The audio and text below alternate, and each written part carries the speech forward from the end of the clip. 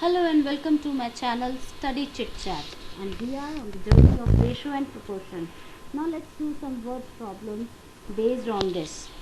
We'll cover these two kinds of problems in this: distribute money amongst few and divide number into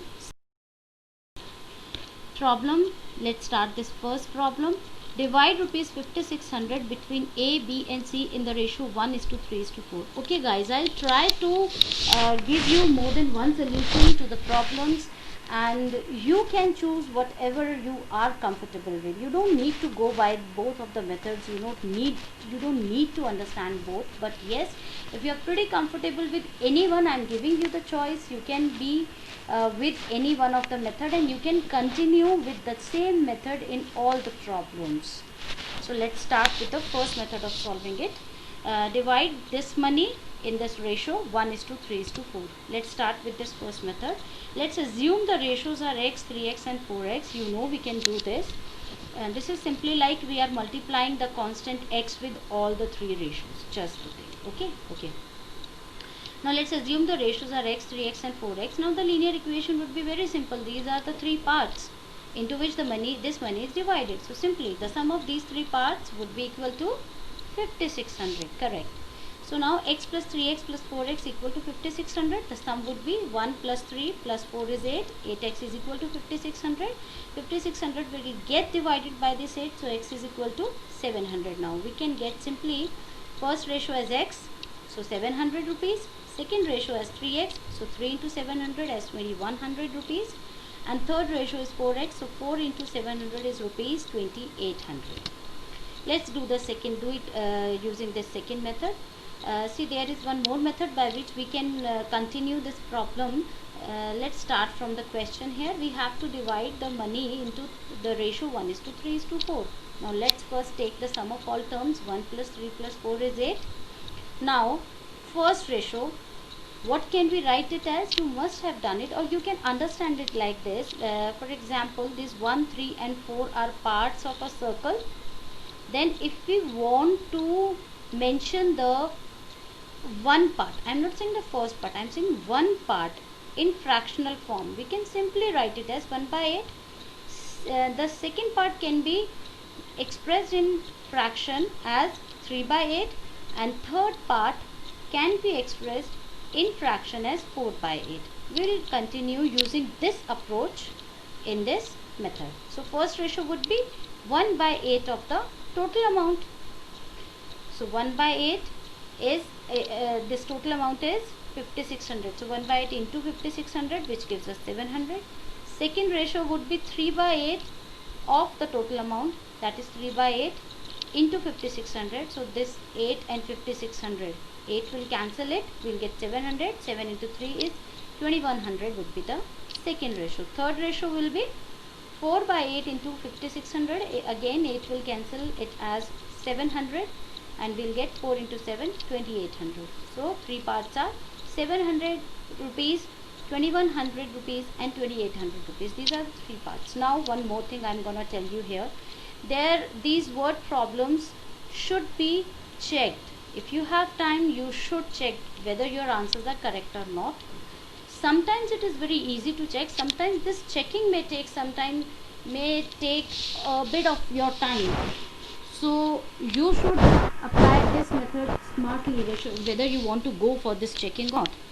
So what is the check for this question? We can simply check sum of all parts should be equal to 5600, as this is we have done in the equation also. Otherwise also this is very clear. If we are given any three parts, those three parts should be equal to 5600. Simple. We will apply the same checkpoint here. We will sum all of these three parts. If we get 5600, that means these three parts are correct, and we have solved the question correctly. Let's move to the second problem. Okay, let's start with this problem. Here the question is given as divide rupees 5200 between A, B and C in the ratio 1 by 2 is to 1 by 3 is to 1 by 4. Now you can clearly make out this is very much similar to the last problem we had done, but the only difference is here the ratios are not in the natural numbers, rather they are in the fractions. And in the video where we have done finding ratios, there I have told you how to solve the ratios given in fractions. So for this, first we need to make the ratios into the natural numbers. So let's first convert the fractions into natural numbers. LCM of denominators, that is 2, 3 and 4 is 12. We will simply multiply the constant 12 by these three ratios. So 1 by 2 into 12 is 6, 1 by 3 into 12 is 4 and 1 by 4 into 12 is 3. So we'll get the ratio in natural numbers as 6 is to 4 is to 3. I hope this is clear to you. If no, please do write to me in the comments. I will explain it further. And now using the equation, because it is given that 5200 rupees is divided into three ratios, so the sum of three ratios would be equal to 5200. So we can simply write it as 6x plus 4x plus 3x is equal to 5200. Now the sum of 6, 4 and 3 is 13. So 13x is equal to 5200. X is equal to 5200 and it will get divided by 13. So we will get 400. Now the first ratio would be 6x, that is 6 into 400 rupees 2400. Second ratio is 4x, that is 4 into 400 rupees 1600. Third ratio is 3x, that is 3 into 400, which gives us rupees 1200. Now we have found out the three parts, the three ratios. Now comes the checkpoint. Yes, we can check it using this equation. Sum of all parts should be equal to rupees 5200. So let's make out the sum of 2400, 1600 and 1200. If it is 5200, so yes, we have done the question correctly. Let's move. Now the next problem is a certain sum of money. Now money, total money is not given. A certain sum of money has been divided into two parts in the ratio 5:8. We have been given the ratios, and the next statement is, if the first part is rupees 250, find the total amount. Can you make out with this one thing, that if the first part is rupees 250, so we have given this 5 ratio and the amount equating this 5 ratio is rupees 250. And now again I will give you the two methods to solve the problem. You go by the one which you feel comfortable with. Let's start with the first method. Let the given ratios be 5x and 8x. So first part would be 5x. According to the given problem, first part is 250. So we can simply equate 5x equal to 250. We will get 250 divided by 5 as 50. Very simple. Now we have found out the first part. First part we can get 50 into 5 because x is 50. 5x is the first part, so we can simply get. Now because we have to find out the total amount, so let's do it. Total amount would be 5x plus 8x.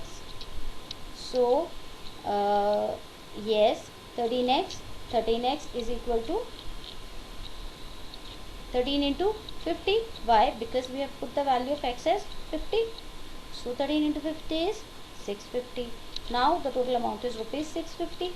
If we are to find out the second part in this, so we can simply solve it like 8x. We will have to solve then 8x also, that is 8 into 50, but we have to find out only the total amount, so the question is over here. Let's do it with the second method. Again, let the total amount be x. This time I am assuming the total amount as x, and amount in the two parts is 5:8. Sum of all terms is 13. So first part would be again the first ratio by the sum of the terms into the total amount. So 5 by 13 of total amount, which is x, and this 5 by 13 into x is given as 250. First part is given as 250. So we can write the equation as 5 by 13 into x is equal to 250, and x will be 250 into 13 by 5. I hope you are clear with this. 13 will go to the right hand side making the numerator, and 5 will go on the right hand side making the denominator.